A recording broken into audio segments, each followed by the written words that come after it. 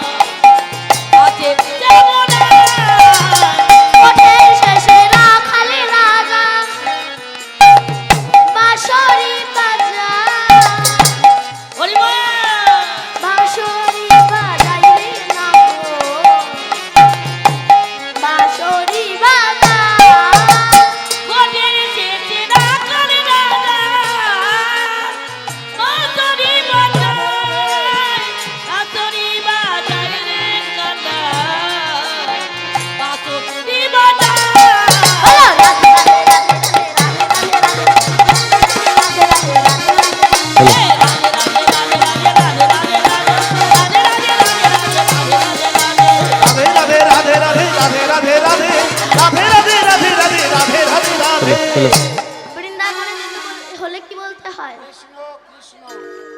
কৃষ্ণ কৃষ্ণ। এই শিষ্য মনে হয় খিচুড়ি স্কুলেও যায়, বাড়ি গিয়ে খিচুড়ি স্কুলে পাঠাবো। কি বলতে হয়? রাধে রাধে বলো, রাধে রাধে রাধে রাধে, রাধা রানী কি তো আমি যা বলবো আপনারা পরে রাধে রাধে বলবেন, কেমন?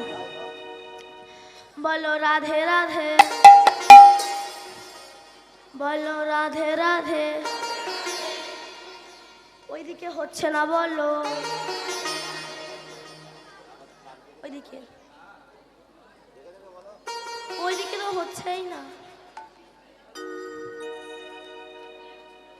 হরি নামে কথা বেরোয় না, কিন্তু বাড়িতে যখন শাশুড়ি বৌমা ঝগড়া হয় একেবারে কোমরের আঁচল গুজে হরি হরি নামে কথা বেরোয় না, একটু জোরে বলবেন কেমন?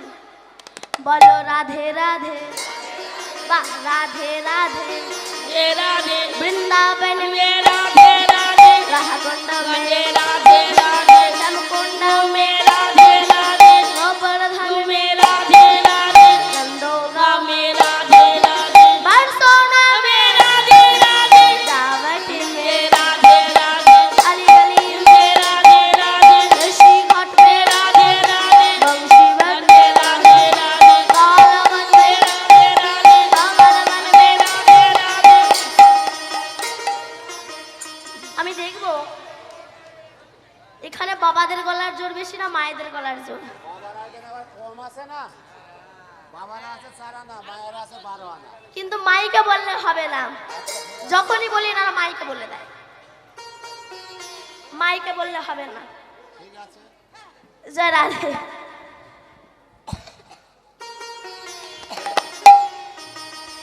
আগে প্রথমে বাবারা বলবেন কেমন? প্রথমে বাবারা বলবেন, ঠিক আছে? আপনারা রাধে রাধে বলবেন, মায়েরা আপনারা যেন বলবেন না, ঠিক আছে? কেবল বাবারা বলবেন, বলো রাধে রাধে। রাধে রাধে। আমি বললাম না মাইকে বলা যাবে না, জোরে বলবেন। হ্যাঁ, বলো রাধে রাধে, রাধে রাধে। বলো রাধে রাধে। বাহ, এবার দেখি মায়েদের গলার জোর বেশি কিনা। আপনি একটু জোরে দেবেন, আমি কিন্তু আপনাদের দল, ঠিক আছে? একটু জোরে দেবেন।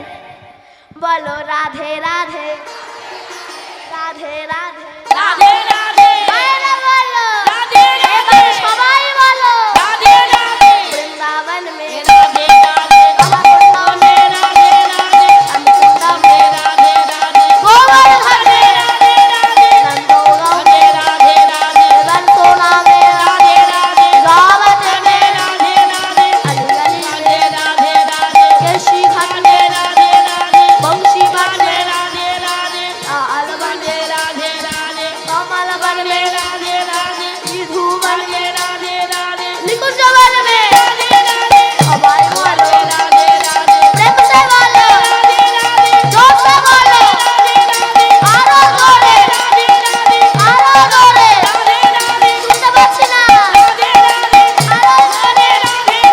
जोर से बोलो, राधे राधे राधे राधे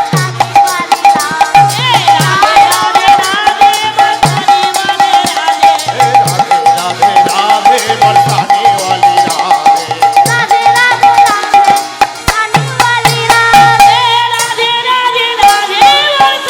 वाली रात, राधे राधे बरसाने वाली राधे। राधे राधे राधे बरसाने वाली रात, राधे राधे राधे बरसाने वाली राधे। राधे राधे राधे बरसाने वाली रात, राधे राधे राधे बरसाने वाली राधे। राधे राधे राधे राधे राधे राधे राधे राधे राधे राधे जय बोलो हरे बोलो, राधे राधे राधे राधे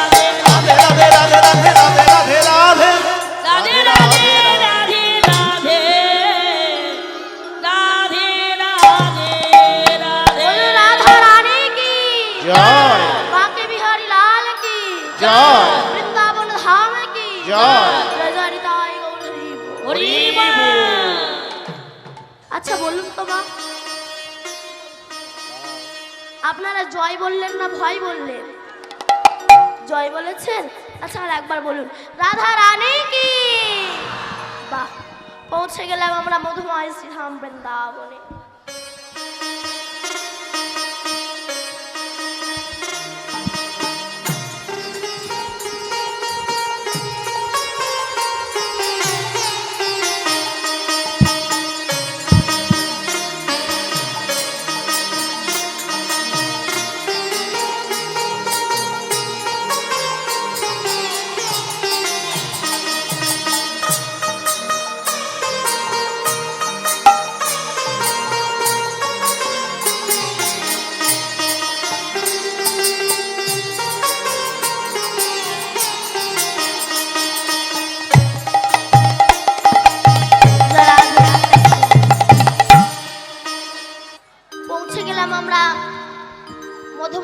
ধাম বৃন্দাবন ধামে।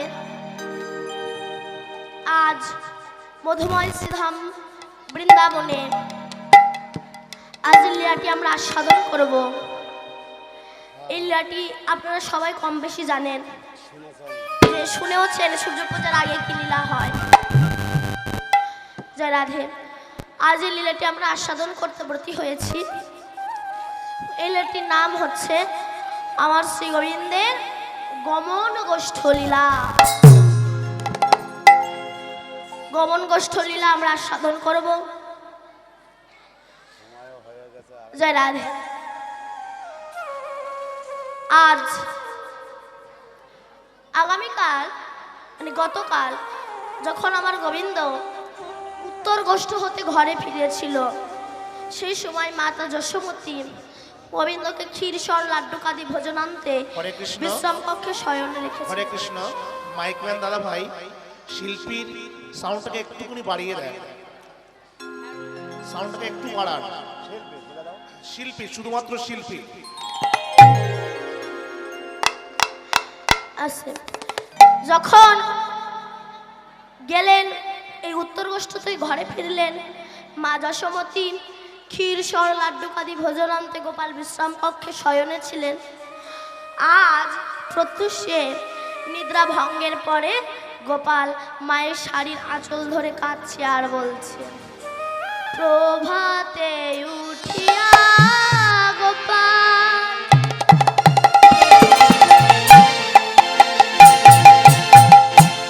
শাড়ির অঞ্চল ধরি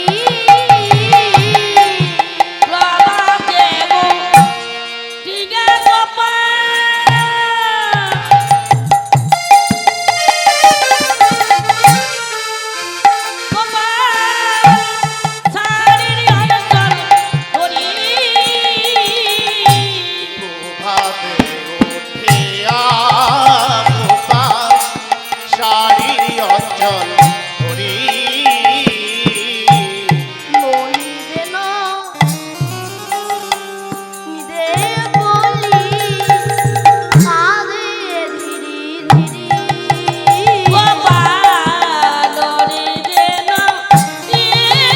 বলি কাঁদে ধীরে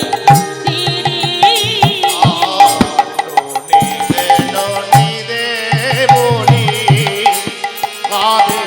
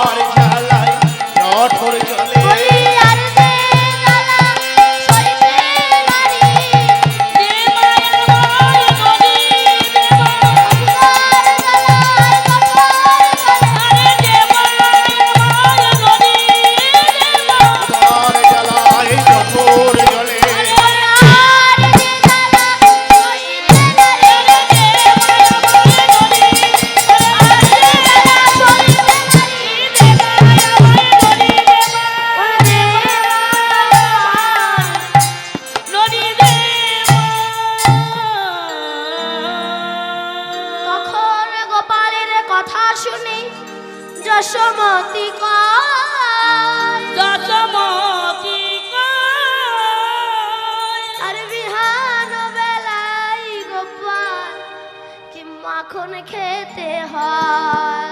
আরে বিগত বেলায় গোপাল কি এখন মাখন খেতে হয়। গোপাল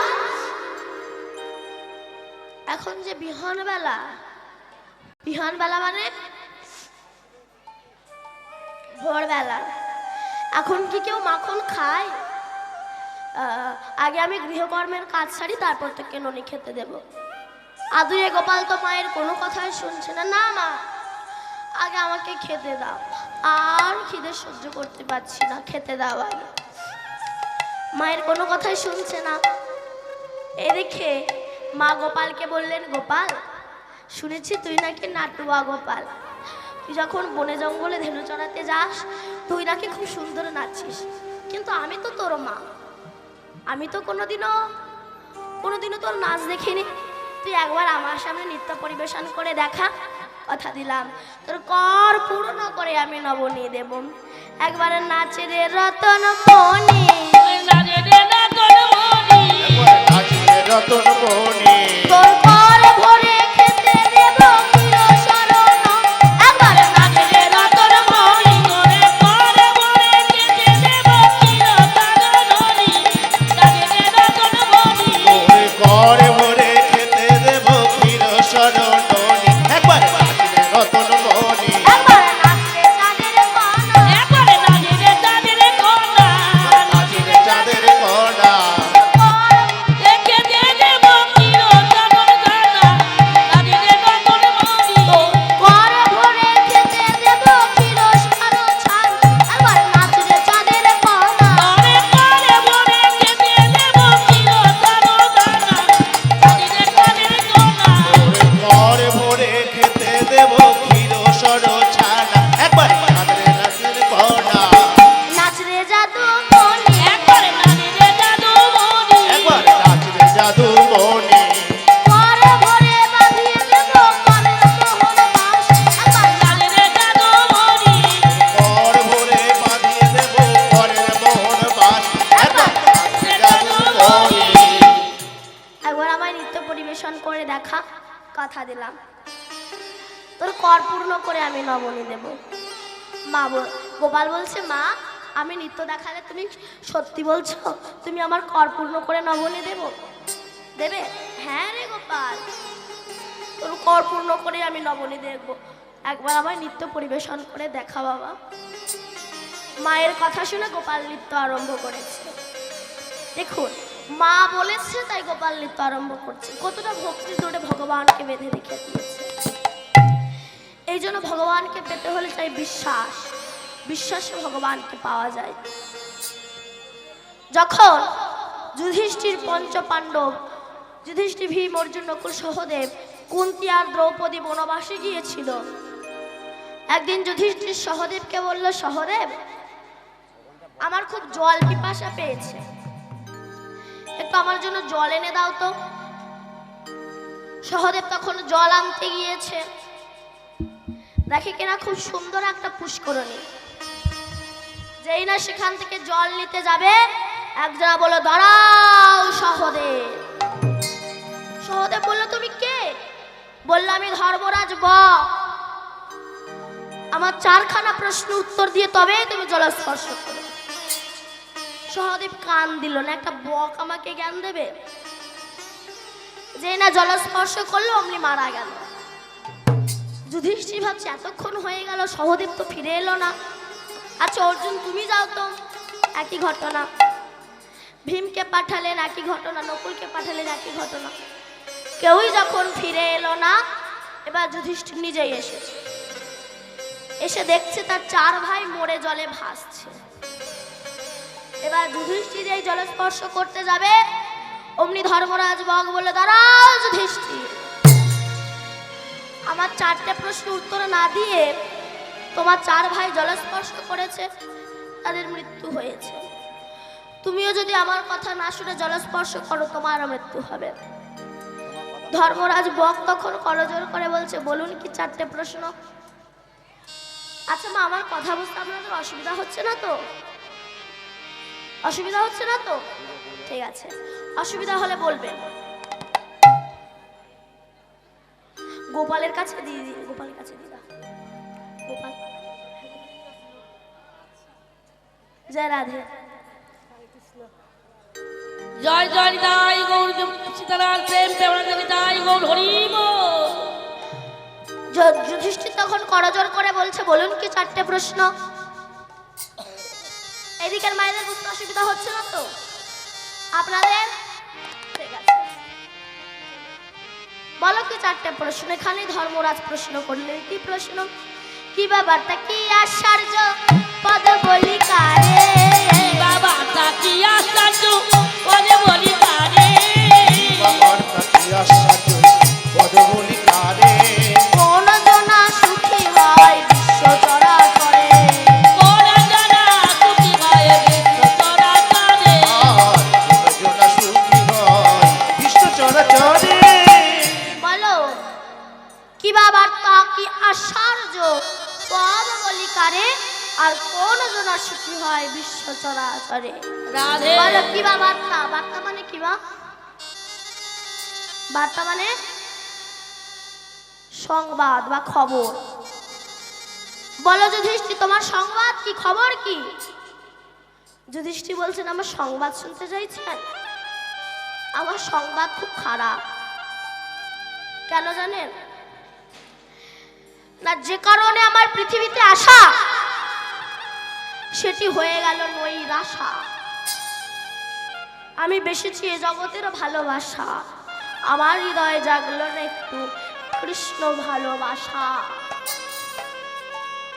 যে চোখ পেয়েছিলাম আমি গোবিন্দের উপমাধুর্য দর্শন করার জন্য, সেই চোখে কত টিভি সিরিয়াল ফেসবুক দেখে কাটিয়ে দিলাম, কত কুবস্তু দেখলাম, কিন্তু সেই চোখে একবার গৌর গোবিন্দের উপমাধুর্য আমার দর্শন করা হলো না। হরি বল। যে কান পেয়েছিলাম হরিনাম শোনার জন্য, সেই কানে কত বাজে কথা শুনলাম, আমার হরিনাম শোনা হলো না। যে নাক পেয়েছিলাম তুলসীর ঘ্রাণ নেওয়ার জন্য, সেই নাকে কত মাছ মাংসের ঘ্রাণ নিয়েছি, কিন্তু তুলসীর ঘ্রাণ নেওয়া হলো না। যে মুখ পেয়েছিলাম হরিনাম বলার জন্য, সেই বদলে কত সুল্লু গাঁজা মদ খেলাম, খাসির মাথা চেবালাম, পোল্ট্রি ঠ্যাং চেবালাম, কত আজে বাজে কথা বললাম, গুরুজনদের কত ছোট বড় কথা বললাম, কিন্তু এই বদনে হ্যাঁ গৌর তুমি কৃপা করে একবার আমার বলা হলো না। হরি বল। যে হাত পেয়েছিলাম গোবিন্দকে আরতি করার জন্য, সেই হাতে মদের গ্লাস ধরেছি, মাংসের ঠ্যাং ধরেছি, বাম্মার চুলের মুঠি ধরেছি, বাবা আমাকে ধরে বৃদ্ধাশ্রমে পাঠিয়েছি, কিন্তু এই হাত দিয়ে একবার গোবিন্দকে আরতি করা হলো না। যে পা পেয়েছিলাম গোবিন্দের মন্দিরে যাওয়ার জন্যে, সেই পায়ে কত বাজে জায়গায় গেলাম, গোবিন্দের মন্দিরে যাওয়া হলো না। যে মাথা পেয়েছিলাম বৈষ্ণবের চরণে নত করার জন্যে, সেই মাথায় কত ফুটবলের হেড দিয়েছি, ভলিবলের হেড দিয়েছি, কত কুটবুদ্ধি লাগিয়েছি, কিন্তু সেই মাথা একবার আমার বৈষ্ণবের চরণে নত করানো হলো না। হরি বল। অতএব যে কারণে আমার পৃথিবীতে আসা, সেটি হয়ে গেল নৈরাশা। আমি বেসেছি এ জগতের ভালোবাসা, আমার হৃদয়ে জাগলো না কৃষ্ণ ভালোবাসা। এইবার বলো যুধিষ্ঠির, কি আশ্চর্য। যুধিষ্ঠির বললেন, আমার কাছে আশ্চর্য দুটো আছে। কি জানেন? আমার বাড়ির পাশে একটা বাড়ি ছিল, সেই বাড়ির মালিক এত আরামপ্রিয় ছিল কি নেই তার। 5 তলা বিল্ডিং বাড়ি, 4 খানা রাশিয়ান কুকুর, পাথরে ঠাসা বাড়ি, 6 জন শুধু ছিল তার হাত পা টেপার জন্য। কিন্তু আশ্চর্য কি জানেন? সেই ব্যক্তি যখন মরে গেল, সম্বল হলো তার বাঁশের দোলা। যে ব্যক্তি স্পঞ্জ গদির ওপর শুতো, তাকে বাঁশের দোলায় চড়িয়ে গরুর দড়ি দিয়ে আষ্টে পিষ্টে করে বেঁধে চারজনা কাঁধে তুলে নিয়ে গোবর জল ছেটাতে ছেটাতে বলো হরি হরি বল বলতে বলতে শ্মশানে গিয়ে দেহটা পুড়ে ছারখার হয়ে মাথাটা ফাটছে না বলে বাঁশের বাড়ি মেরে মাথাটাকে ফাটিয়ে দিল। যে ফাটালো সে দেখলো এত আরাম প্রিয় ব্যক্তি শ্মশানে সব শেষ। সে দেখে এসে বাড়িতে এসে তারা ভাইয়ের মাথায় বাড়ি মারতে দ্বিধাবোধ করছে না, কেবল দুহাত জায়গার জন্য। এক আশ্চর্য, আর এক আশ্চর্য কি না, একটা কলসির জল দিয়ে 7খানা কলসি পূর্ণ হবে, কিন্তু 7টা কলসির জল দিয়ে একখানা হবে না। ধর্মরাজ বক বলল তত্ত্বটা কি না, একটা মায়ের স্তনের দুগ্ধে 7খানা বাচ্চা মানুষ হবে, কিন্তু 7টা বাচ্চার ইনকামে একটা মা ভাত পাবে না। এর মতো আশ্চর্য বুঝি আর জগতে হয় না। এইবার বলো যুধিষ্ঠির, কি ব্যাপারটা কি আশ্চর্য? পদ বলি কাকে? বলো পদ বলি কাকে? পদ মানে কি মা? পদ মানে কি? পথ মানে রাস্তা, আর পদ মানে মহাজনস্য গতস্য পন্থা। মহাজন যে পথ অনুসরণ করে গেছে সেই পথ অনুসরণ করি না বলেই তো আমাদের এত দুঃখ কষ্ট জ্বালা যন্ত্রণা। মহাজন বলছে একাদশী অমাবস্যা পূর্ণিমার দিনে মাছ মাংস খেও না, আমরা কি তা মানি? একাদশী অমাবস্যা পূর্ণিমায় যা পায় তাই খায়। অনেকে বলে বাবা প্রতিদিন তো মাছ মাংস খাচ্ছিস, অন্তত একাদশী অমাবস্যা পূর্ণিমার দিনে মাছ মাংস খাস না। তখন সে কি বলে জানেন? আপনি বেশি জানেন? আত্মা ভগবান, আত্মা যা চাই গিলে যাও তাই। কোথায় পূজা হচ্ছে ওই কারণে। তো আত্মা যা চাইবে তোমাকে তাই খেতে হবে। ধরো রাস্তা দিয়ে যাচ্ছ, কোনো ভালো পুরুষ কোনো মহিলাকে দেখেছে, আত্মা বলছে গিয়ে জড়িয়ে ধর, গিয়ে জড়িয়ে ধরবেন, আর পাবলিক যখন ধোলাই দেবে বলবেন মেরো না, আত্মা ভগবান চেয়েছে তাই জড়িয়ে ধরেছি, হবে? আবার অনেকে বলে দেখবেন মন যদি ঠিক থাকে, মন যদি পরিষ্কার হয়, তিলকমালা করার দরকার হয় না। তো তোমাদের মনে যদি অতই বিশ্বাস থাকে, কাল সকাল 10টার সময় আপনার যা আছে আংটি হার চুড়ি চেন টেন পরে, এখানকার নাম কি? হ্যাঁ, বানজেটিয়া। এই বানজেটিয়ার বাজারে গিয়ে পোশাক না পরে ঘুরে বেড়াবেন। লোকে যদি বলে আই তুই পোশাক পরিছিস নি কেন, তখন আপনি বলবেন দাদা মন যদি ঠিক থাকে পোশাক পরা লাগে না, মনেই পোশাক পরিয়ে দেয়, হবে? যারা পুলিশের চাকরি করে তারা যদি ধুতি পাঞ্জাবি পরে চাকরি করতে যায়, আর আমাদের মুখ্যমন্ত্রী মমতা বন্দ্যোপাধ্যায় যদি বলে তুমি পুলিশের ড্রেস না পরে ধুতি পাঞ্জাবি পরে চাকরি করতে এসেছো কেন, তখন সে বলবে দিদি মন যদি ঠিক থাকে পুলিশের ড্রেস পরা লাগে না, মনে পুলিশের ড্রেস পরি তোমার ঝেঁটিয়ে বিদায় করবে। মহাজনের কথা মানি না বলে, মহাজনের কথা মানি না বলে ওই জন্য আমাদের অল্প বয়সে মাজা ব্যথা, হাঁটু ব্যথা, কীর্তন শুনতে সে সামনে এক হাত করে জায়গা রেখে দিই ঠ্যাঙের ভবিষ্যৎ, কেননা মহাজনের কথা মানি না বলে।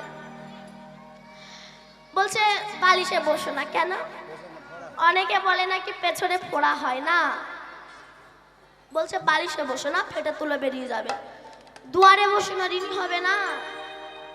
আসল কথাটা কি, যেতে আসতে অসুবিধা হবে না। সিঁদুর পরো, সিঁদুরটা পড়তে হয় কেন? আজকাল তার কেউ সিঁদুর পরে না, না পরে তবে অ্যাঙ্গেল করে সিঁদুর পরে। তবে এখানে তোমার কারোর চোখে পড়ছে না কেউ অ্যাঙ্গেল করে সিঁদুর পড়েছে। কলকাতার দিকে থাকে তো ওখানকার মায়েদের কথা বলছি। অ্যাঙ্গেল বোঝেন? অ্যাঙ্গেল এই যে এখানে এখানে সিঁদুর পরে তার বাবা ছুটটা নিয়ে চাপা দিয়ে দেয় কেন বলুন তো? বলুন। যাতে কেউ না বুঝতে পারে আমার খরিদ্দার জুটে গেছে, রাধে রাধে। ওই জন্য অ্যাঙ্গেল করে সিঁদুর পরে। কিন্তু সিঁদুরটা পড়তে হয় কেন?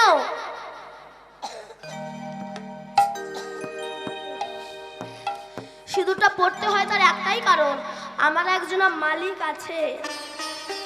আমি 12 জনার নয়, আমি 10 জনার নয়, আমি একজনের, এর প্রমাণ সিঁদুর। আচ্ছা সিঁদুরটা লাল হলো কেন বলুন তো?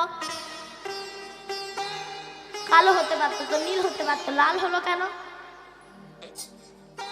Red signal. ওখানে গেলেই ধাক্কা খাবেন, ওখানে একটা গাড়ি দাঁড়িয়ে আছে, জায়গাটা বুকিং হয়ে আছে, ওইটি বুকিং হয়ে আছে একজনার। তাহলে মহাজনের কত অপূর্ব চিন্তা ভাবনা দেখেছেন? তাদের চিন্তা ভাবনার কাছে আমরা কি করেছি? আচ্ছা এইবার বলো যুধিষ্ঠির, কোন জনা সুখী হয় বিশ্ব চরাচরে? যুধিষ্ঠির বলল, যিনি পরবাসী নন, যিনি ধনী নন, যিনি ঋণী নন, তিনি সুখী। যিনি পরবাসী নন, পরের গৃহে বাস করে না। আমরা তো সবাই পরের গৃহে বাস করি। এই যে ঘরগুলো দেখছেন, ঘরগুলোকে আপনারা না, ঘরগুলো আপনার আমার নয়। আচ্ছা জয় রাধে। কমিটির পক্ষ থেকে যাবেন তো? এক্ষুনি যাবেন তো? আপনাদের সবার কাছে ভিক্ষার জন্য যাবে। যার যেমন সামর্থ্য আছে কমিটিকে দান করবেন, তবে দেওয়ার ভয়তে যেন কেউ উঠে পালিয়ে যাবেন না। আর এমন কিছু দেবেন না যে এখন ভিখারিও নিতে চায় না, আর এমন কিছু দেবেন না ঝনঝন করে শব্দ হয়। বুঝতে পেরেছেন তো? হ্যাঁ তার বুঝে নে। 1 টাকা 2 টাকা দেবেন না, ঝনঝন করে শব্দ না হয় এমন কিছু দেবেন। কারণ কমিটিকে অনেক কষ্ট করেই হরিবাসরটা চালাতে হয়। আপনারা জানেন এই কমিটি আমরা আশা থেকে যে আপ্যায়ন, যে ভালোবাসা আমাদেরকে দিয়েছে, এবং যে বাড়িতেও রয়েছি পূর্ব ব্যবস্থা এবং এনাদের যে ভালোবাসা, এমন কমিটি খুব কম পাওয়া যায়। এবং কালকে আমার পড়েছিল বিষ্ণুপ্রিয়ার বিবাহ লীলা 10টা থেকে 2টো। আপনারা যে অনেকেই ছিলেন ওই রাত্রেবেলা বা এখনো বসে আছেন এখানে, মন দিয়ে শুনছেন, কোনো কথা বলছেন না তেমন একটা, এরকম শ্রোতাও খুব কম পাওয়া যায়। আপনাদের যার যেমন সামর্থ্য আছেন কমিটিকে দান করবেন, তবে 1জন 2জন গেলে হবে না, একেবারে 4-5 জন পেছন থেকে নিয়ে আসলে ভালো হয়। ঘেরোয়া করে ধরতে হবে। আর পেছন থেকে নিয়ে আসে যাতে কেউ একটা না উঠে চলে যেতে পারে। জয় রাধে। শব্দ নয়। এইবার চলে যান। টাকা দেবেন, কিন্তু কেউ মুখে কথা বলবেন না। জয় রাধে। আস্তে মানে বলো, বস। কোন জনা সুখী হয় বিশ্ব চরাচরে? এই ঘরটা তো আমাদের নয়। আজ আপনি আছেন, কাল আপনার ছেলে থাকবে, তারপর তার ছেলে, তারপর তার ছেলে, তারপর তার ছেলে। ঘর ঘরের জায়গায় রয়ে যাবে। আমরাই কেবল যাতায়াত করতে থাকবো, আমরাই কেবল যাতায়াত করতে থাকবো। তাই বলো না মা বুড়ো বয়সে গিয়ে হুড়ো মারবো, রেডি হয়ে থাকো। ওই বুঝছি আমার ডাক এলো, ওই বুঝছি আমার ডাক এলো, ওই বুঝছি আমার ডাক এলো। দেখবেন আমাদের চোখ খারাপ হয়ে গেলে ডাক্তার অপারেশন করে ভালো করতে পারে, পেটে পাথর পড়লে ডাক্তার অপারেশন করে ভালো করতে পারে।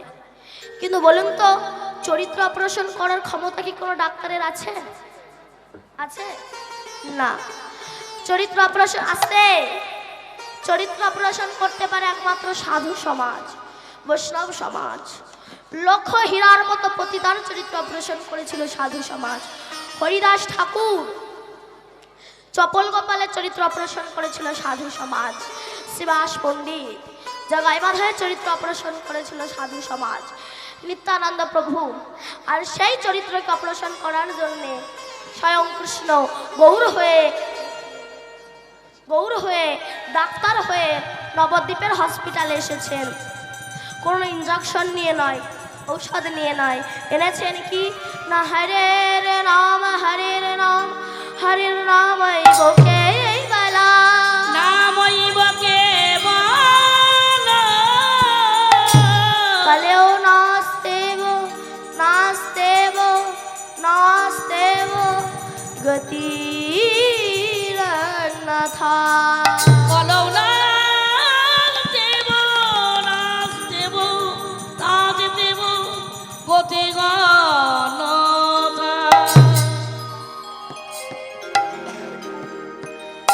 তাই মা বলল গোপাল একবার আবার নৃত্য পরিবেশন করে দেখা, তোর কর পূর্ণ করে আমি নবনী দেব। গোপাল বলল দেবে মা? বলে দেব। ওইভাবে বললে হয় না, আগে ত্রিসত্য অঙ্গীকার করো তুমি দেবে। মা বলল আরে বাবা দেব, যার ঘরে নবলক্ষ ধেনু আছে তার কি কখনো ননি মাখনের অভাব হয় রে? তোকে আমি দেব, তুই একবার নৃত্য দেখা। এবার মায়ের কথা শুনে মায়ের বচনে হরি নাচিতে লাগিল। মায়ের বচনে করি নাচিতে লাগিল আর মায়ের বচনে হরি নাচিতে লাগিল। তা দেখি যশোমতী আনন্দ বাড়িল। তাহা দেখে যশোমতী আনন্দ বাড়িল আর তাহা থেকে যশোমতী আনন্দ বাড়িল। তাহা দেখি যশোমতী আনন্দ বাড়িল। আর তাহা দেখে যশোমতী আনন্দ বাড়িল আর তাহা দেখে যশোমতী আনন্দ বাড়িল। আনন্দ ধরে না আনন্দ ধরে না আনন্দ ধরে না। ভাগ্যবতী যশোমতী আনন্দ ধরে না। আরে ভাগ্যবতী যশোমতী মায়ের আনন্দ ধরে না আর ভাগবতী যশোমতী আনন্দ ধরে না। বালগোপালের চিত্ত হেরে আনন্দ আর ধরে না। আরে ভাগ্যবানের নৃত্য দেখে মা আনন্দ আর ধরে না ওই ভাগবপালের নৃত্য দেখে আনন্দ ধরে না। মায়ের আনন্দ ধরছে না, আর গোপাল যখন নৃত্য করছে মা যশোমতী আর আনন্দ ধরছে না। তাই ওই ব্রজে যত রমণী ছিল সবাইকে ডাকছে আর ডাকছে আর বলছে ওরে তোরা দেখবি যদি, তোরা দেখবি যদি দেখবি যদি দেখবি যদি গোপালের কাছে মদের আগে তোরা দেখবি যদি তোরা দেখবি যদি দেখবি যদি দেখবি যদি গান আগুয়া গোপাল নাচে মনে আসি না তোরা দেখবি যদি দেখবি যদি দেখবি যদি আয় নাটুয়া গোপাল নাচে মোদের আঙিনা। তোরা দেখবি যদি দেখবি যদি দেখবি যদি দেখবি যদি নাচুয়া গোপাল নাচে মোদের আগে নাই। তোরা দেখবি যদি দেখবি যদি দেখবি যদি গান আগুয়া গোপাল নাচে মনে আসি না তোরা দেখবি যদি দেখবি যদি দেখবি যদি আয় নাটুয়া গোপাল নাচে মোদের আঙিনা। মা যশোমতী গোপালের নৃত্য দেখছে আর গৃহকর্মের কাজ ছাড়ছে, আর মাঝে মাঝে গোপালকে আনন্দ দেওয়ার জন্য মাঝে মাঝে বলছে তা তা তা তা থইয়া থইয়া বলে নন্দ রানী। দাদা থইয়া গয়া বড়াই নন্দ রানী তা তা তা তা থইয়া থইয়া বলে নন্দ রানী। তা তা তা তা থইয়া থইয়া বলে নন্দ রানী। দাদা থইয়া থইয়া বড়াই নন্দ রানী তা তা তা তা থইয়া থইয়া বলে নন্দ রানী। অঙ্গন বেরিয়া নাচে আমার সোনার জাদু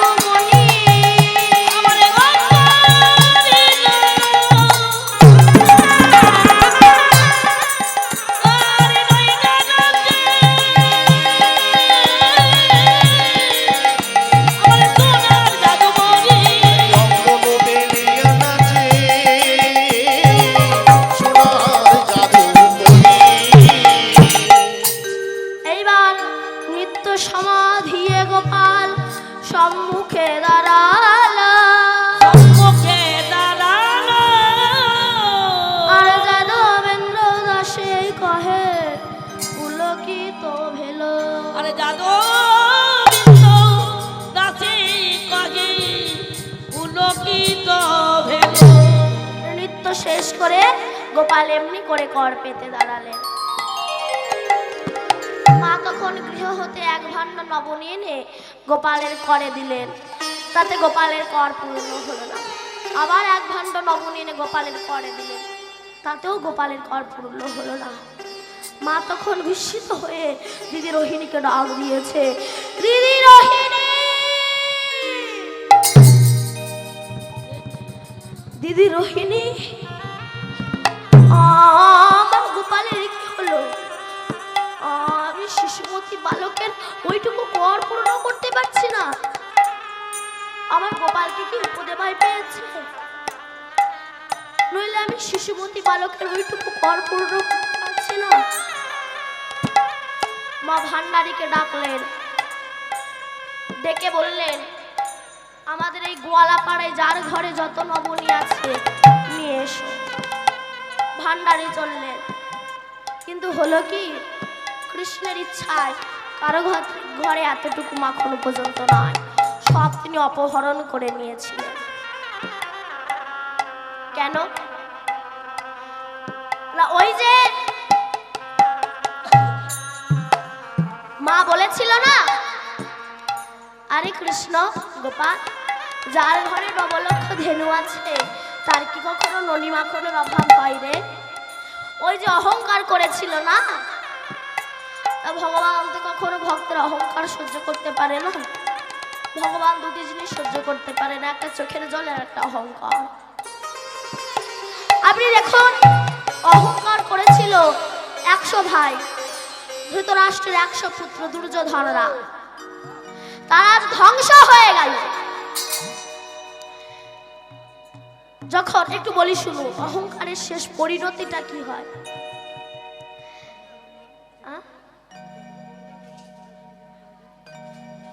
জয় রাধে, আপনি বলে দিন। জয় রাধে। যারা যা দিয়েছেন কমিটির কাছে এটা দান করলো, তা ভগবানের সেবা অবশ্যই লাগবে। কেমন? তাই গৌর হরি হরি ভগবান যেন সবার মনোবাসনা পূর্ণ করে।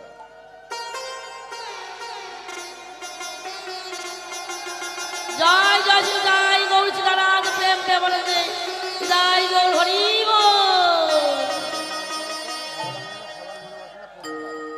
জয় রাধে। জয় রাধেশ্বর। আসতে অহংকারের শেষ পরিণতিটা কি হয় শুনো। যখন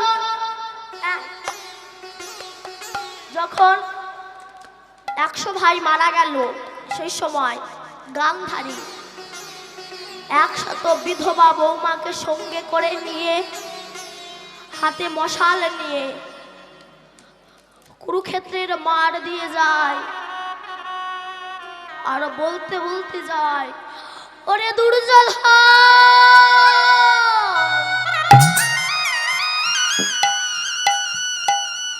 ওরে দুঃশাসন,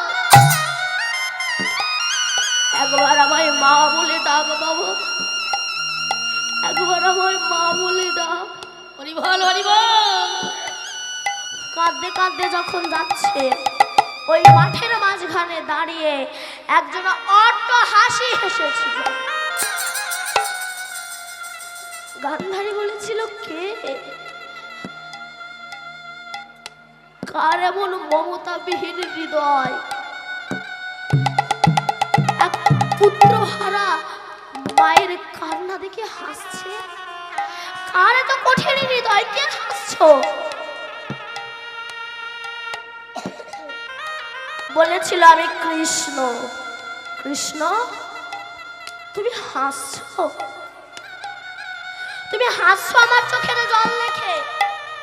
কৃষ্ণ বলেছিল, জেঠিমা, এই কান্নাটা যে তোমার ফিক্স করা ছিল।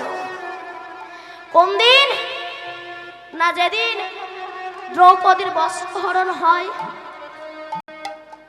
দ্রৌপদী ভেবেছিল,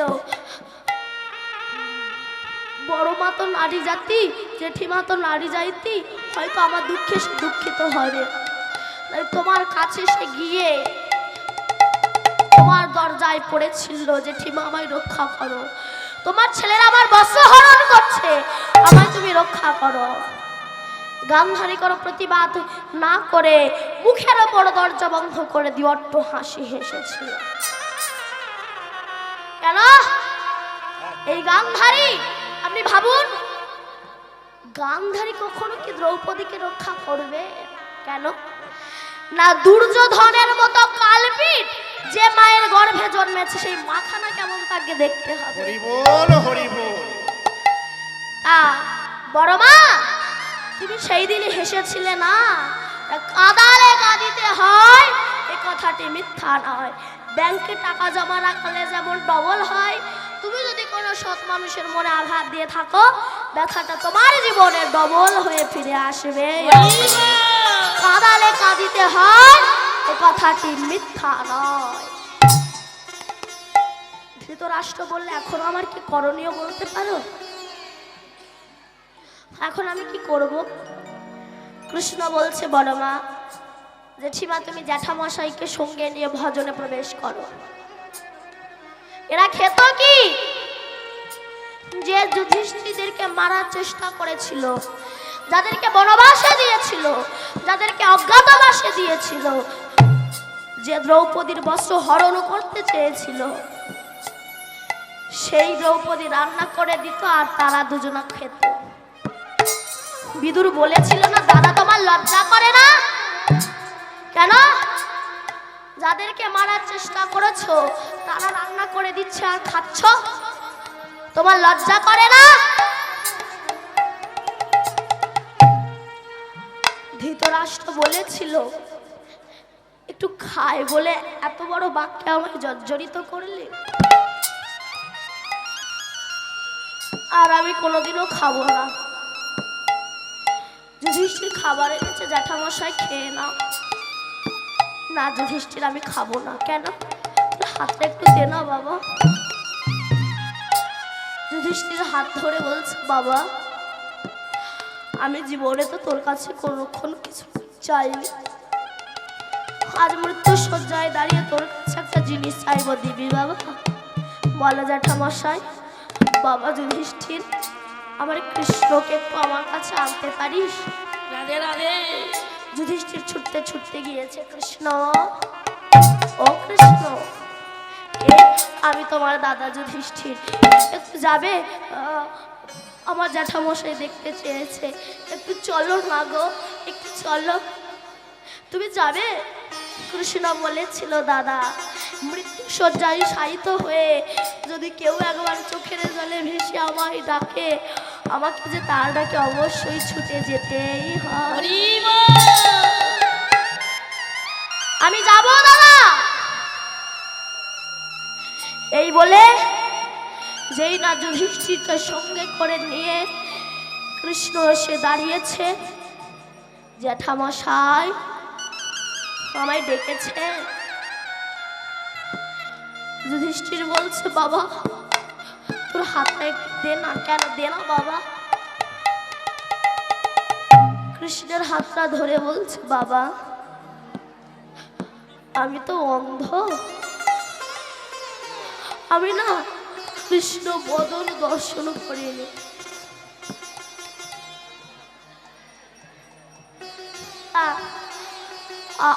আমার নয়নদুটি একটু ফুরিয়ে দিবি বাবা, আমি প্রাণ ভরে তোর বদনখানে একটু দর্শন করবো। যাই না বলেছে অমনি বলা মাত্র কৃষ্ণ হস্ত পরশিল,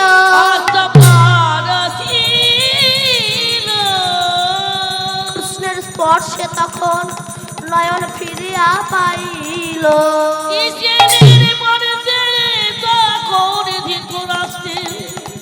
নয়নে ফিরিয়া পাইলা, নয়নে পেয়ে কৃষ্ণ বদন দেখিতে লাগিল। স্বর্গ হইতে পুষ্প বৃষ্টি, দেবীরা উলুধ্বনি, ভক্তরা হরিধ্বনি করিতে লাগিল।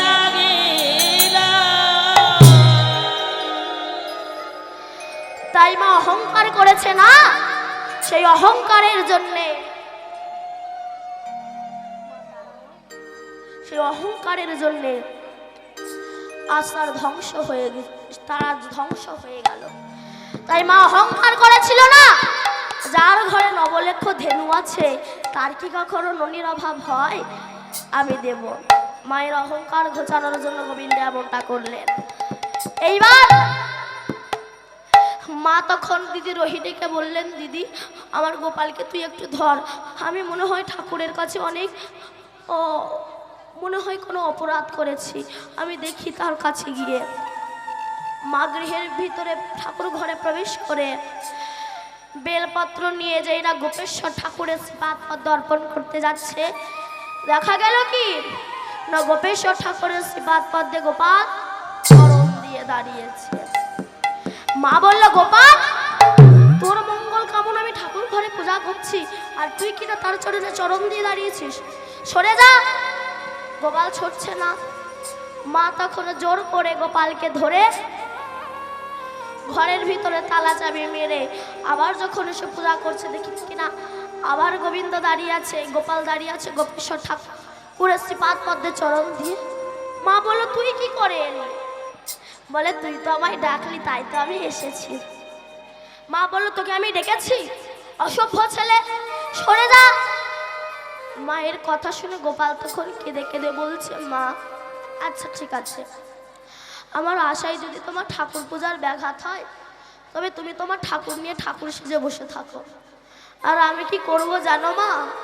আমি যমুনা পার হয়ে যাব, পরের মাকে মা বলিব। যমুনা পার হয়ে যাব, পরের মাকে মা বলিব। যমুনা পার হয়ে যাব, পরের মাকে মা বলিব।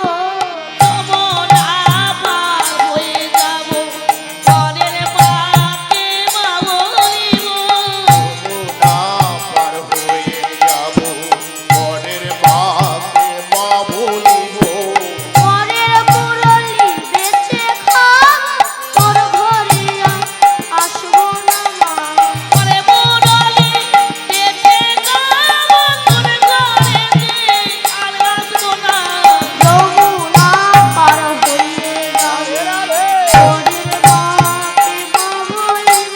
আগো যমুনা পার হয়ে যাব, পরের মাকে মা বলিব। যমুনা পার হয়ে যাব, পরের মাকে মা বলিব। পরের মুরলি বেচে খাক, তোর ঘরে আসবো না মা। পরে মুরলি বেচে খাব, তোর ঘরেতে আর আসবো না। পরের মুরলি বেচে খাবো, তোর ঘরে আর আসবো না মা। যমুনা পার হয়ে যাব, পরের মাকে মা বলিব। মাগো যমুনা পার হয়ে যাব, পরের মাকে মা বলিব। ও মা, গোপালের কথা শুনে বলছি, গোপাল অমন কথা বলিস না। এই বলে মায়ের মাথায় গোজা ছিল গৌরী পূজার ফুল, সেটা এসে যাই না গোপালের চরণে পড়েছে, অহংকারে নেমে গেল। অমনি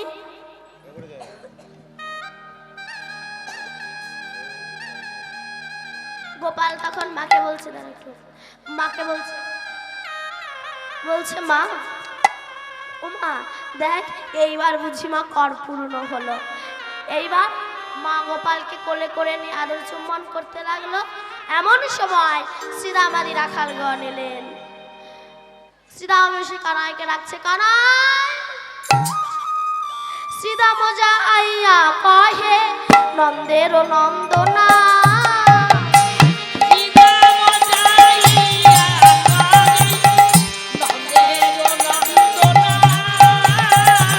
আর শ্রীরাম যাইয়া কহে, নন্দের নন্দনা।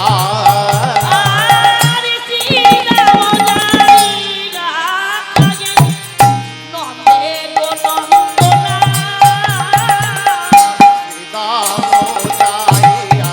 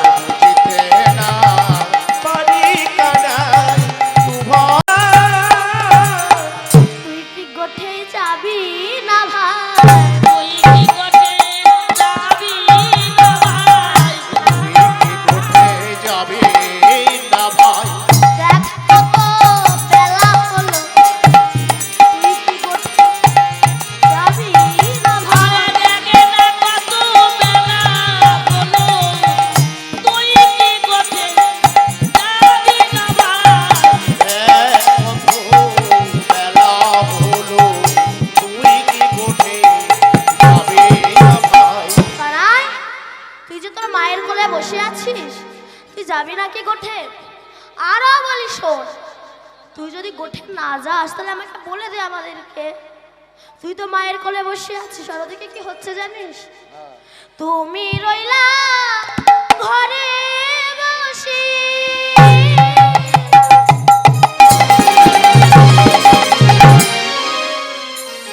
মাঠে না যাই পা, তুমি রইলা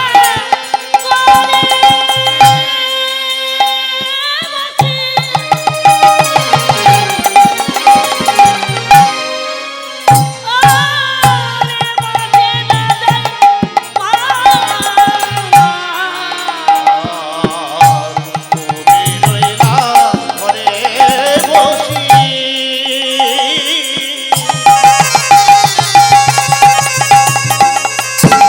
মাঠে যায় না আর উন বাবা হইয়া যাতে ওরা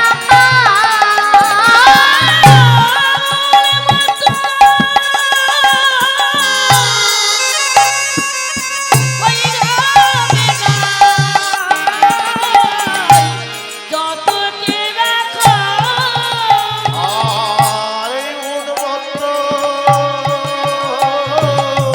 হইয়া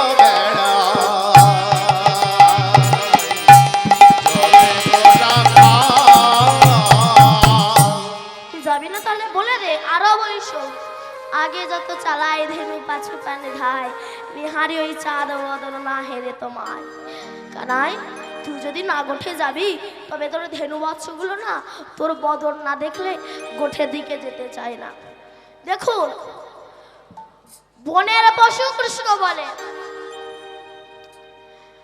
কত পশু কৃষ্ণ ভজে গেল, কিন্তু আমার মতো ফার্স্ট ক্লাস পশু আমি হরি ভজন করলাম না। এই মাইক বন্ধ করে তুমি কথা বলো। জয় রাধে। তুমি বলো মাইক বন্ধ রাখো আপনার। হরে কৃষ্ণ। মাইক ম্যান দাদা ভাই, শিল্পীর মাইক্রোফোনে একটু প্রেশারটাকে তুলুন, অন্তত প্রেশারটাকে তুলে রেখে দেন, কারণ গলায় খুব চাপ পড়ছে। একটু আপনি প্রেশারটা ওখান থেকে বাড়ান, আর এই মনিটরটা একটু তুলতে বলো। আর একটু মনিটরটাকে বাড়িয়ে দেন। জয় রাধে। হয়নি, কথা বলো। এখনো হয়নি, কিন্তু প্রেশারটা ওঠেনি, কিন্তু জয় রাধে। প্রচন্ড প্রেশার চাপা আছে। জয় দাঁড়াও, আমি ওখানে ঠিক করবো একটু দাঁড়িয়ে, কারণ এতটা চিল্লেছি। জয় গৌর হরি। এই মনিটরে নেই। মনিটরেও নেই একদম সাউন্ড। জয় রাধে শ্যাম।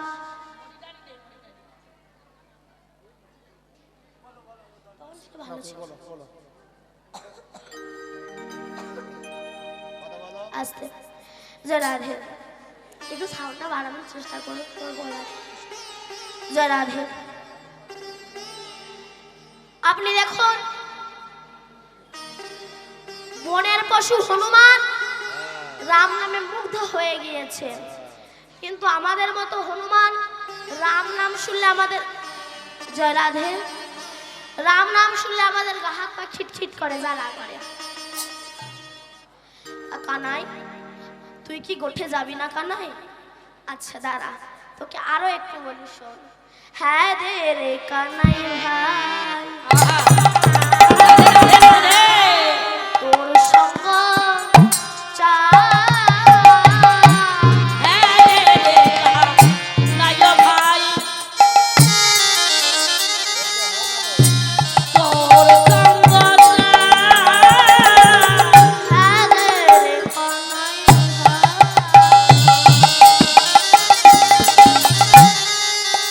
তোর সঙ্গ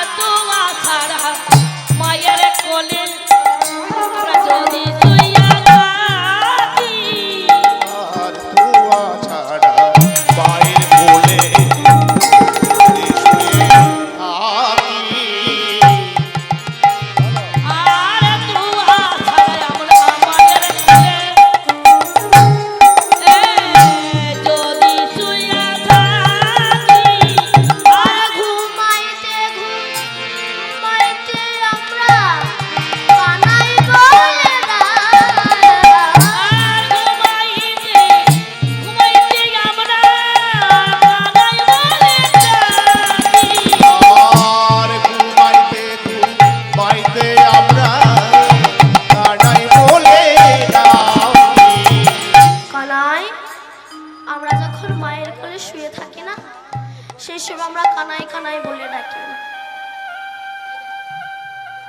এটা আমি প্রায় বলি, এই যে কৃষ্ণ প্রেম, এটা শেখাবে কারা? মায়েরা শেখাবে। কারণ মানা ভালো হলে প্রকৃত সন্তান ভালো হয় না। একটু বলি শুনুন, যখন কুরুক্ষেত্রের মাঠে যুদ্ধ শেষ হয়ে গেল, সেই সময় দ্বিতীয় পাণ্ডব ভীম আর তৃতীয় পাণ্ডব অর্জুন এসে বলাবলি করছে। ভীম বলছে আমার জন্য জয়, অর্জুন বলছে আমার জন্য জয়। আমার জন্য জয়, এ বলে আমার জন্য জয়, আমার জন্য জয়। দুজনে এমন ঝগড়া করছে, তাদের মধ্যে একেবারে হাতাহাতি বেঁধে গিয়েছে। যেই না দুজনে ঝগড়া করছে, তাদের মধ্যে পেছন থেকে একটা কাটা মুন্ডু হেসে উঠেছে। ভীম আর অর্জুন দুজনায় পেছন দিকে তাকিয়ে চায়, এই তুই কে রে? তোকে তো আগে কোনোদিনও দেখিনি। বলে তোমরা আমাকে দেখোনি, কিন্তু আমি তোমাদের দেখেছি। আমরা ওকে দেখি, ওনাকে আমাদের দেখেছি, আমাদের চিনি। বলে শুধু তোমাদের কেন, তোমাদের বাবারা কেন, তোমাদের ঠাকুরদা কেন, তোমাদের পুরো বংশটাকে আমি চিনি। আমাদের পুরো বংশটাকে চিনিস কই বলতো? বলে মিলিয়ে নাও, তোমরা চন্দ্র বংশের ছেলে। বিষ্ণু থেকে ব্রহ্মা, ব্রহ্মার পুত্র অগ্রিম, অগ্রিমের পুত্র সোম, সোমের পুত্র বুধ, বুধের পুত্র পুরুরাবা, পুরুরাবার পুত্র আয়ুষ, আয়ুষের পুত্র নহস, নহসের পুত্র যজাতি, যজাতির পুত্র যদু, যদুর পুত্র কুরু, কুরুর পুত্র জন্মেঞ্জয়, জন্মেঞ্জয়ের পুত্র গতিশান, গতিশানের পুত্র মনুষ্য, মনুষ্যর পুত্র চারুপদ, চারুপদের পুত্র রুদ্রাসান, রুদ্রাসানের পুত্র হৃদেশু, হৃদেশুর পুত্র রক্তিনাপ, রক্তিনাপের পুত্র ব্যাভীর, ব্যাভীর পুত্র দুষ্মন্ত, দুষ্মন্তের পুত্র ভরত, ভরতের পুত্র ইক্ষু, ইক্ষুর পুত্র সম্বরণ, সম্বরণের পুত্র সুধন্য, সুধন্যর পুত্র যমন, যমনের পুত্র তৃতি, তৃতীর পুত্র পরিজা বসু, পরিজা বসুর পুত্র জরাসন্ধ, জরাসন্ধের পুত্র সোমাচি, সোমাচির পুত্র কুশু, কুশুর পুত্র জম্ভু, জম্ভুর পুত্র সুরত, সুরতের পুত্র বিহুরত, বিহুরতের পুত্র আজুকানু, আজুকানুর হ্যালো যে সমস্ত ভক্তরা সাইকেল এবং মোটরসাইকেল প্যান্ডেলের মধ্যে রেখেছেন, আপনাদের অনুরোধ করছি দয়া করে ওগুলো সরিয়ে নিন। আমাদের এখনই ভক্তবৃন্দরা সব এসে জায়গা পাবেন না দাঁড়াতে। আপনাদের অনুরোধ করছি যেসব সাইকেল মোটরসাইকেল প্যান্ডেলের মধ্যে রেখেছেন, দয়া করে ওগুলো সরিয়ে নিন। আজুকানের পুত্র অগ্রধর, অগ্রধরের পুত্র দেবঋষি, দেবঋষির পুত্র ঋক, ঋকের পুত্র বিদিক, বিদিকের পুত্র পতিত, পতিতের পুত্র শান্তনু, শান্তনুর পুত্র বিচিত্রবীর্য, বিচিত্রবীর্যের পুত্র পাণ্ডু, পাণ্ডুর পুত্র ভীম, ভীমের পুত্র ঘটোৎকচ, আর ঘটোৎকচের পুত্র যে হাঁস ছিল মা বরবরি। রাধে রাধে। দাদু তোমাকে চিনবো না? এমন সময় কৃষ্ণ এসে দাঁড়িয়েছে। ভীম আর অর্জুন তখন কৃষ্ণকে প্রশ্ন করছে, আচ্ছা কৃষ্ণ, ও যদি আমার নাতি হবে তবে দেহটা কই? শুধু মাথা আছে, দেহ কই? গোবিন্দ বলল দেহ ছিল, এখন পতিত হয়ে গেছে। কবে, কোন দিন? তখন গোবিন্দ সমস্ত কথা বলছে, শোনো, তোমরা যেদিন আনন্দ করতে করতে কুরুক্ষেত্রের মাঠ দিয়ে আসছিলে, সেদিন তোমার ওই নাতি আমার রাস্তার সামনে আমার পথ অবরোধ করে দাঁড়িয়েছিল। তোমার ওই নাতি আমাকে বলেছিল, কৃষ্ণ, একবার যদি আমি কুরুক্ষেত্রের মাঠে নামি, পারবে না তুমি পঞ্চ পাণ্ডবকে জয়ী করে হস্তিনাপুরে ফিরিয়ে নিয়ে দেবে। গোবিন্দ বলল, তুই কত বড় বীর, প্রমাণ দে।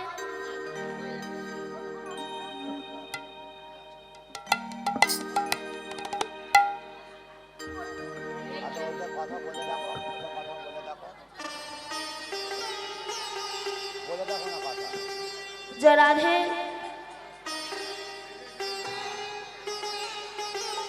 তুমি বলো না ওইখানটায় ওটা।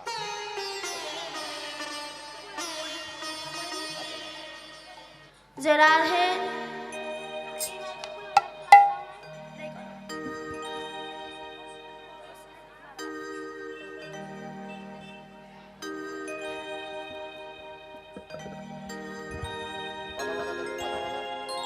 জয় রাধে।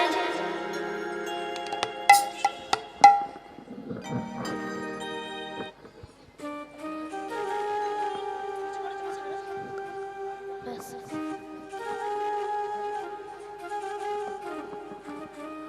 আটো করো।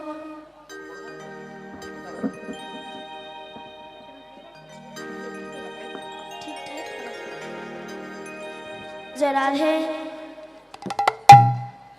শুনতে পাচ্ছে কিনা সবাই, বুঝতে পারছে কিনা শুনে না। জয় রাধে শ্যাম।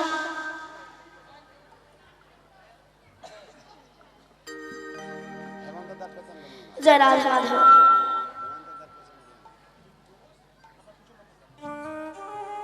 জয় রাধে।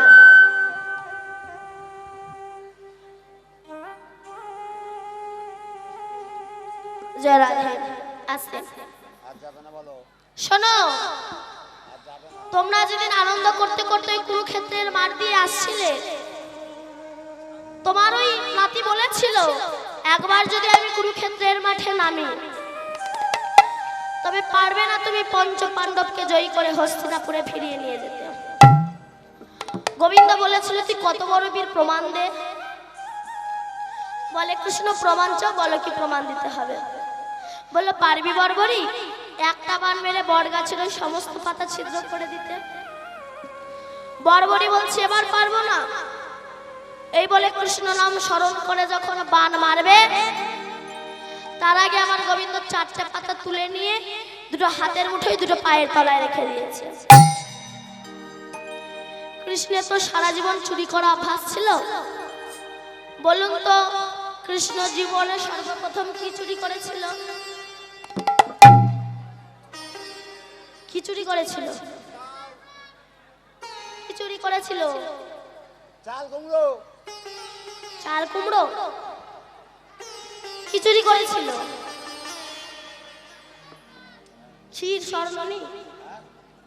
সর্বপ্রথম চুরি করেছিল পুতনা রাক্ষসীর প্রাণ। তারপরে তো ব্রজমায়েদের ঘরে ঢুকে ঢুকে ক্ষীর স্বর্ণাবনী চুরি করেছে। চুরি করা অভ্যাস তো, দুটো হাতের মুঠে দুটো পায়ের তলায় রেখে দিয়েছে। এইবার বর্বরী কৃষ্ণ নাম স্মরণ করে বান মেরেছে। যেই না বান মেরেছে বট গাছের পাতা সমস্ত পাতা ছিদ্র হয়ে বান রিটার্ন ফিরে এসেছে। বর্বরী বলে দেখ কৃষ্ণ আমি বট গাছের সমস্ত পাতা ছিদ্র করে দিয়েছি। কৃষ্ণ হাসছে, বর্বরী গাছের পাতা ছিদ্র করলি, এখনো চারটে পাতা ছিদ্র করতে পারলি না। বর্বরী বলছে কৃষ্ণ হেসো না, আগে হাত দুটো খুলে দেখো পাতা ছিদ্র হলো কিনা, পা দুটো নড়ি দেখো পাতা ছিদ্র হলো কিনা। যেই না আমার গোবিন্দ করুণার হাত দুটো খুলেছে দেখছে হাতের দুটো পাতা ছিদ্র হয়ে গিয়েছে। পা নড়ি দেখি কিনা পায়ের দুটো পাতাও ছিদ্র হয়ে গিয়েছে। বর্বরী তুইটা করলি কি করে?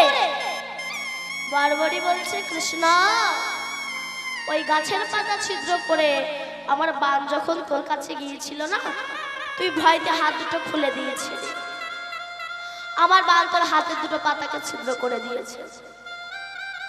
আমার বান যখন তোকে প্রণাম করতে গেল তুই ভয়তে পাটা নাড়িয়ে নিয়েছিস, আমার বান তোর পায়ের দুটো পাতাকেও ছিদ্র করে দিয়েছে। গোবিন্দ ভাবে একে তো কুরুক্ষেত্রের মাঠে নামতে দিলে হবে না। বর্বরী মাঠে যুদ্ধ করার আগে আগে আমার সঙ্গে যুদ্ধ কর। বর্বরী বলছেন যুদ্ধ কর। যুদ্ধ করার আরম্ভে গোবিন্দ বলল আচ্ছা বর্বরী তোকে একটা প্রশ্ন করি, তোর দাদু যদি ভীম হয় তুই তার পক্ষে না গিয়ে শত্রু পক্ষে গেলি কেন? বর্বরী বলছে কৃষ্ণ সৌতর পরে বলবো, আগে যুদ্ধ কর। যুদ্ধ শুরু হলো। এমন সময় আমার গোবিন্দ সুদর্শন চক্র আহ্বান করে বর্বরীর গলা থেকে বিখণ্ডিত করে দিল।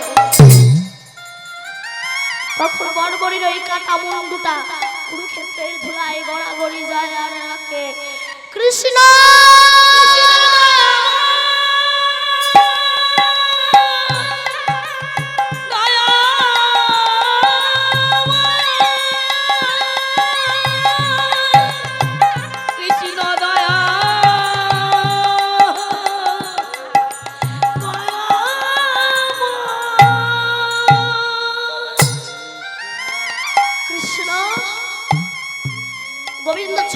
বড়বড়ির মাথাটা বুকে জড়িয়ে ধরেছে। বড়বড়ি,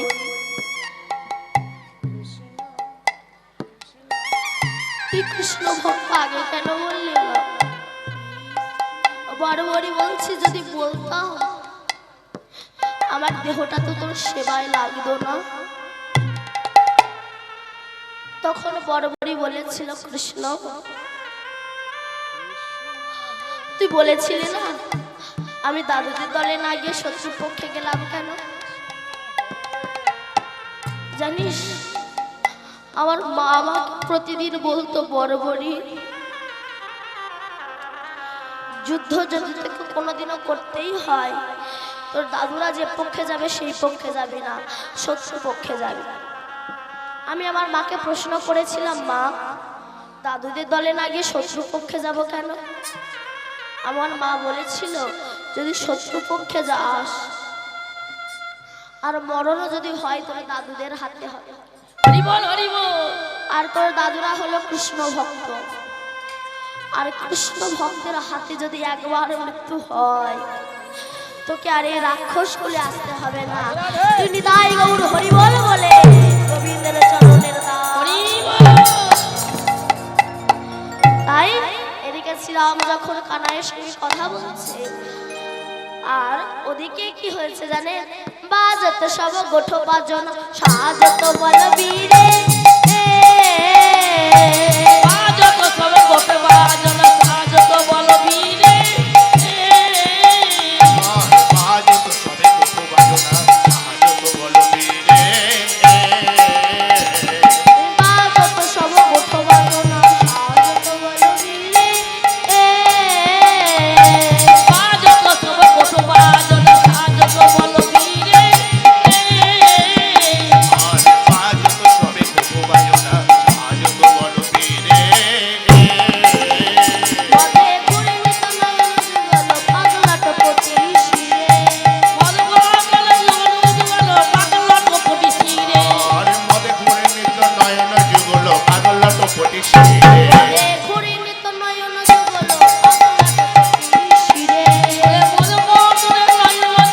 পাগলাট পটি শিরে, আর মদে ঘুরে নিত নয়ন যুগল পাগল টপটি শিরে, বাজনা বাজে বাজনা বাজে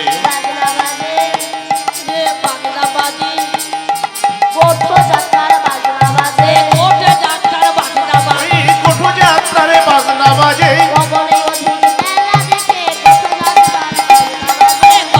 অধিক মেলা দেখে গোঠ যাত্রার বাজনা বাজে, ওই গগনে ওদিক বেলা দেখে কোঠো যাত্রারে বাজনা বাজে, বলরামকে রেখে সব কবি লিখলেন, গলে বনমালা হাতে তারো বালা, শ্রবণে কুণ্ডল সাজে ধব ধব ধব ধবলি বলিয়া ঘন ঘন শিঙা বাজে। মহাজন লিখছেন, বলায়ের মুখ নয় যেন বিধুরে, বলয়ের বুক নয় যেন বিহুরে, মুখবাহী করে মুখের লালা শ্বেত কমলের মধুরে, আর বুকবাহী পরে মুখের ডালা শ্বেত কমলের পুকুরে, আর মুখবাহী করে মুখের লালা শ্বেত কমলের মধুরে, আর বুকবাহী পরে মুখের ডালা শ্বেত কমলের মধুরে, মনে হচ্ছে ওই বলাইয়ের গাল থেকে যে নালা পড়ছে না, দেখে যেন মনে হচ্ছে শ্বেত পদ্ম হতে মধু ঝরিছে, মধু ঝরিছে, শ্বেত পদ্ম মধু ঝরিছে, শ্বেত পদ্ম মধু ঝরিছে, বলাই যত তত করে মধু ঝরিছে, বলাই যত তত করে মধু ঝরিছে, এবার শ্রীরাম কানাইয়ের সঙ্গে কথা বলছে, আর বলাই কানাইয়ের কাছে আসছে, তো আস্তে আস্তে এমন সময় কি দেখলো, আপন তনু ছাই আরো হেরি রোখা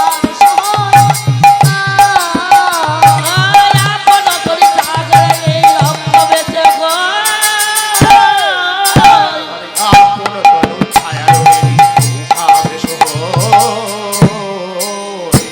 বলি পাথারে অঙ্গুলি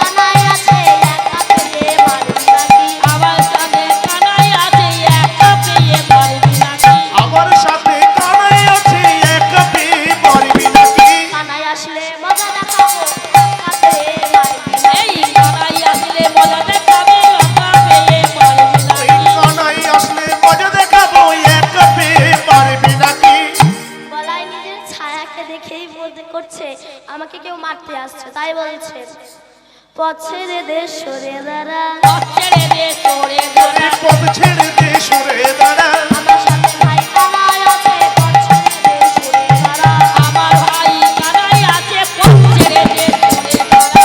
আমার সাথে কানাই আছে পথ ছেড়ে দে সরে দাঁড়া।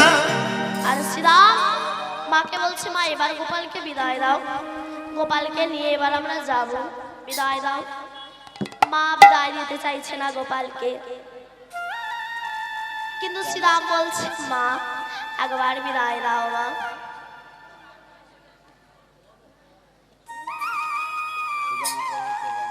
একবার বিদায় দাও মা, আমরা কানাইকে নিয়ে এবার গোষ্ঠী গোচারণে যাব, এবার গোবিন্দকে গোচারণে পাঠাবো। পাঠানোর আগে আর বেশিক্ষণ নাই, তাই সময়ও নাই, এরপর সূর্য পূজা হবে, আপনারা সবাই বসবেন। তো লীলা শেষ করার আগে আমি একটা ভক্ত কাহিনী বলবো, তারপর লীলাটা আমরা শেষ করব। আস্তে দুর্যোধন যখন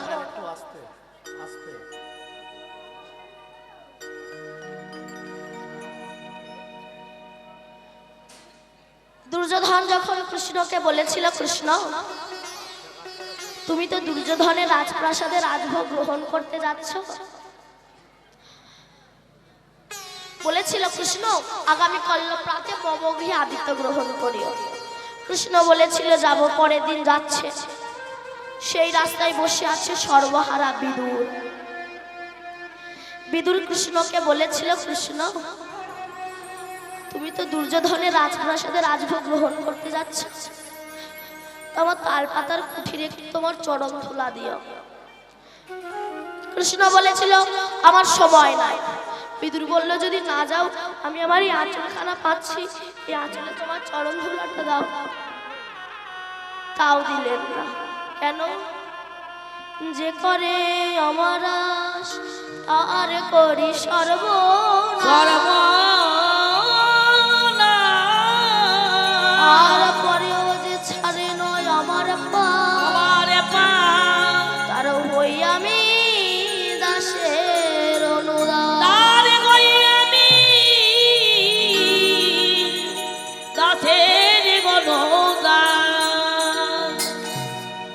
তাও দিলেন না।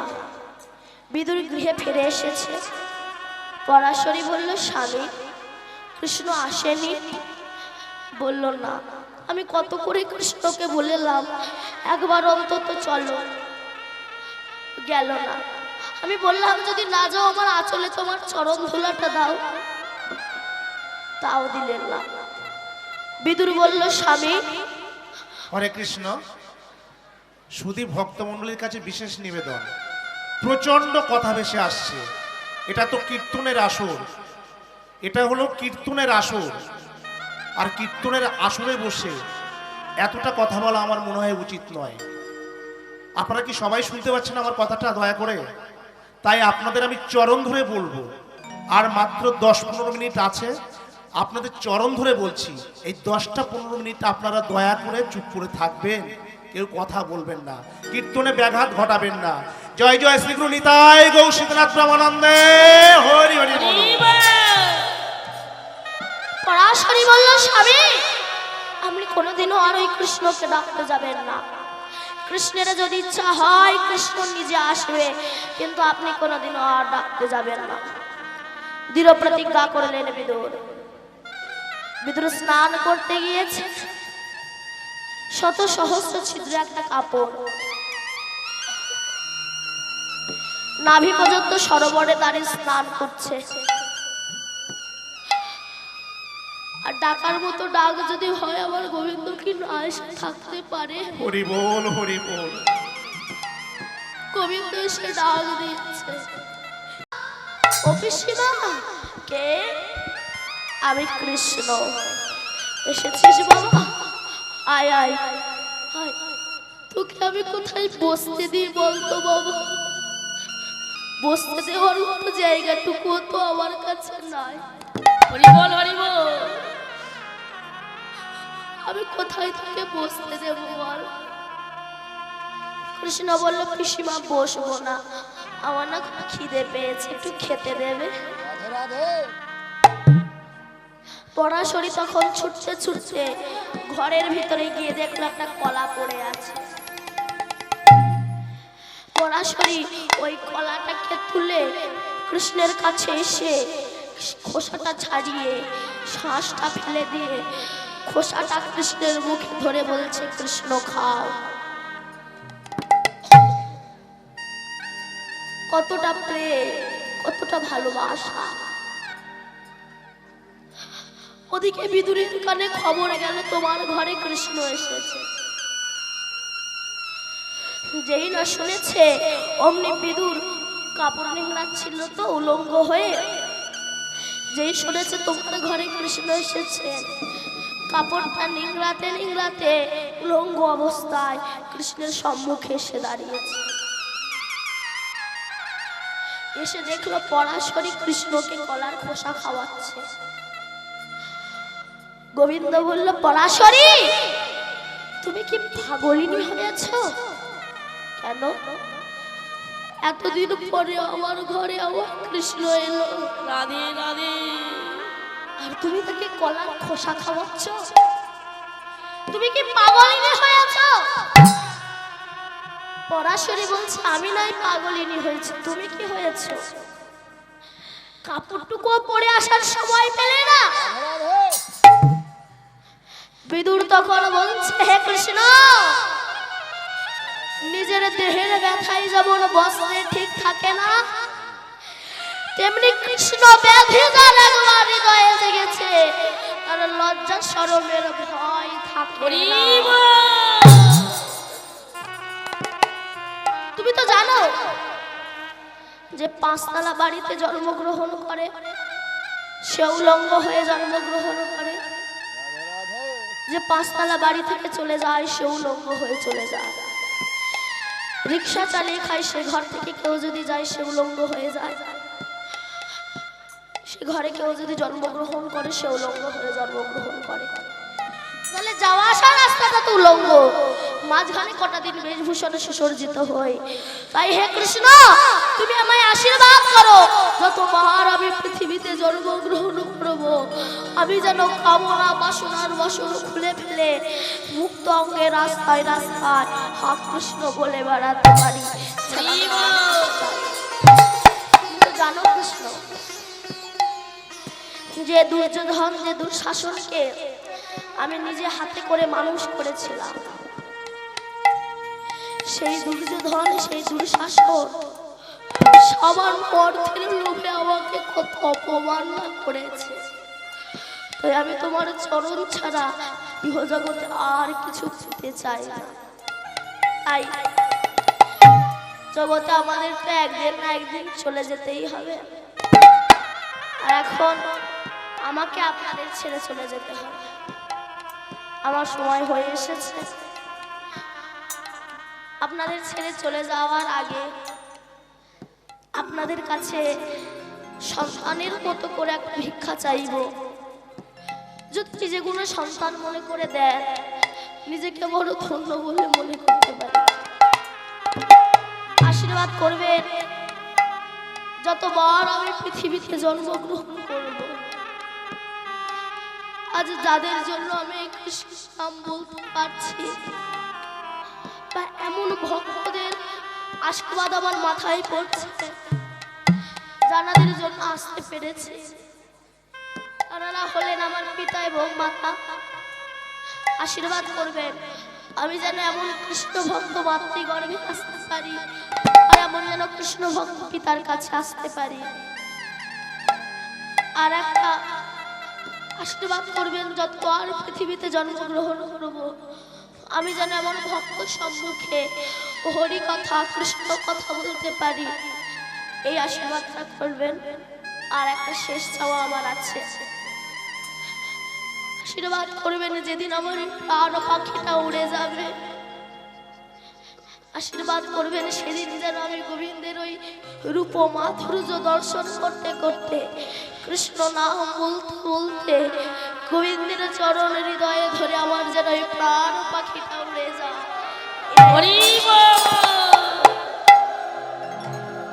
যাওয়ার আগে আপনাদের কাছ থেকে চেয়ে নিয়ে যাব। যাবার বেলা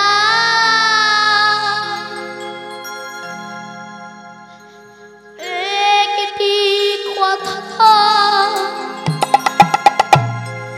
শুধুই বলে যা, জন এই হরিয়া আমি যেন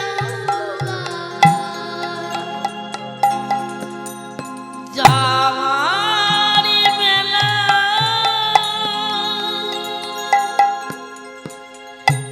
একটি কথা শুধু মনে যায়, জনম জনম এই হরিনাম আমি যেন গাই। যেদিন আমি থাকবো না আর, যাব দূরে সাজের প্রদীপ জ্বালিয়ে দিও কৃষ্ণ নামের সুরে। যেদিন আমি থাকিব না, যাব বহু দূরে সাজের প্রদীপ জ্বালিয়ে দিও কৃষ্ণ নামের সুরে। আমি চলে যাই, শুধুই বলে যাই, আমি চলে যাই, শুধু বলে যাই, তোমাদের সবার ক্ষমার মাঝে যেন ঠাই। তোমাদের সবার ক্ষমা জানি মা। গোবিন্দের এই নাম করতে গিয়ে আমার অনেক ভুল ত্রুটি হয়ে গিয়েছে, কারণ যে নাম ব্রহ্মা চতুর্মুখে বলে শেষ করতে পারে না, পঞ্চানন পঞ্চমুখে বলে শেষ করতে পারে না। হরি বল হরি বল।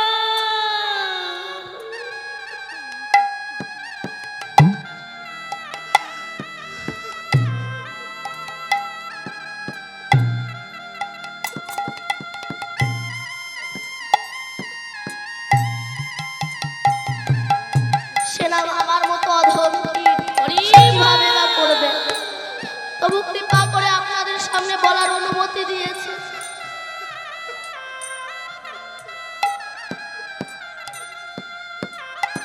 তোমাদের সবার ক্ষমা মাঝে যেন গাই আমি পাই।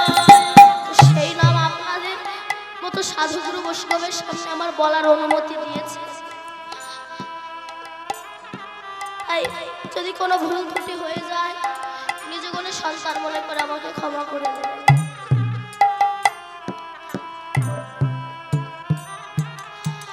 তোমাদের সবার ক্ষমা মাঝে যেন হরি বল। পাই আমি ঠাই। তোমাদের সবার ক্ষমা মাঝে যেন গাই আমি পাই। আমি চলে যাই, আমি চলে যাই, আমি চলে যাই।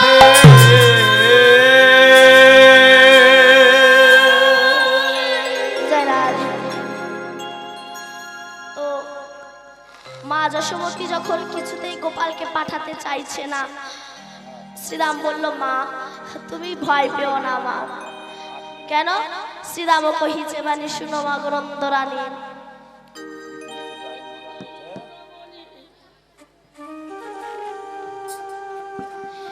নীতি নীতি যাই মোরা বনে, যতই কো রাখালো মেলি মাঝে রাখি বনমালী ধেনু বৎস চড়া এই কাননে। হরি বল হরি বল। মা তুমি ভয় পেও না, কানাই তো বসে থাকে আর আমরা তো ধেনু বৎস চড়াই, জানো মা? হরি বল। ও কি করে? মহানা মুরলীর স্বরে নানা স্বরে গান করে, ভোলায় ভুবন ভোলাই সেই রবে, শুনিয়া মুরলীর রব দিব্য মূর্তি লোক আসি দর্শন করে সবে। মা সে কথা কি তোমায় খুলে বলা যাবে? শোনো মা, তোমার কাছে বলি, কারা কারা আসে জানো মা? শোনো মা, হংসের ওই উপরে চড়ি চতুর্মুখে মন্ত্র পড়ি, হরি বংশের উপরে চড়ি গতির মুখে মন্ত্র পড়ি, হংসের উপরে চড়ি চতুর্মুখে মন্ত্র পড়ি, সব করে কানায়ের তার পাশে, মাগো সবে করে কানায় চারি পাশে মা, আর স্তব করে কানাইয়ের চারি পাশে, সব করে কানায়ের তার পাশে, মাগো সবে করে কানায় চারি পাশে, স্তব করে করে কানায় কানাইয়ের চারি পাশে, সবে করে কানায় চারি পাশে। মা শোনো, কে এলি? আপনারা বললেন হংসের উপরে চলে আসে চারখানা মুখ, কে? কোন দেবতা? চারখানা মুখ কার? কার বলো? ব্রহ্মা। ব্রহ্মা সে একটা বুড়ো আসে, তারপরে জানো মা আর কে আসে? শোনো বলি আমি। তারপরে একজন বিশ্বপৃষ্ঠে আরোহ, তারপরে একজন বিশ্বপৃষ্ঠে আরোহণ, তারপরে একজন বিশ্বপৃষ্ঠে আরোহ, তার আগে আর একজন রথে ঐরাবত তার আগে আর একজন আসে, কে? তারপরে এক রথ ঐরাবতে বজ্র হাতে, তারপরে এক রাতে ঐরাবত বজ্রঘাতে, তারপরে এক রথে ঐরাবত বজ্র হাতে, দেখি মোরা পলায় তারা মাগো, দেখি মোরা পলায়ে চড়াতে মাগো, দেখি মোরা পলাই যায় মাগো, পলাইয়ে যায় মা, পলায়ে যায় মা, পলায়ে যায় মা, দেখে ভয়ে মোরা পলাইয়ে যায় মা, দেখি আমরা পলায়ে যায় মা, তাকে দেখে ভয়ে মোরা পলাই যায় মা, দেখে ভয়ে মোরা পলাইয়ে যায় মা, তাকে দেখে ভয়ে মোরা পলায়ে যায় মা, তাকে দেখে ভয়ে মোরা পলাই যায় মা। তারপরে একজন আসে, তার সর্বঙ্গে চোখ, কে? ইন্দ্রদেব। আস্তে। তারপরে আর একজন আসে, কে জানো মা?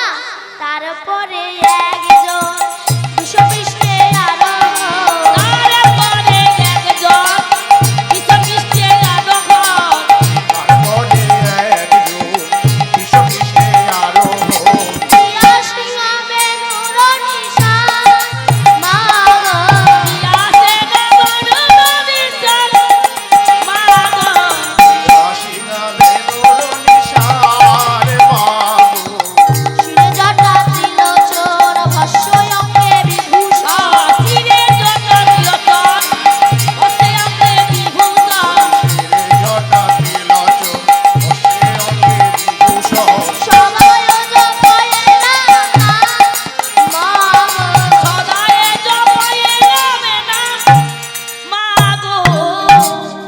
তিনি কে? বাবা ভোলানাথ। এবার মা গোপালকে পাঠাতে চাইছে না, শ্রীরাম বলল মা তুমি ভয় পেও না, আমরা নিয়ে যাব, আবার আমি সন্ধ্যাবেলায় তোমার কানাইকে তোমার ঘিরে ফিরিয়ে দেব। একবার দাও মা, তোমার কানাইকে আমাদের হাতে তুলে দাও, সাজিয়ে দাও। এবার মা যশোমতী কানাইকে সাজাতে লাগলেন, কিন্তু যখন সাজাতে পারলেন না, শ্রীরাম একটা তিলক কেটে দিল, সুবল চরণের উপর পরিয়ে দিল। এবার আবার গোবিন্দ সখাদেরকে সঙ্গে করে নিয়ে চলেছেন গোষ্ঠের দিকে।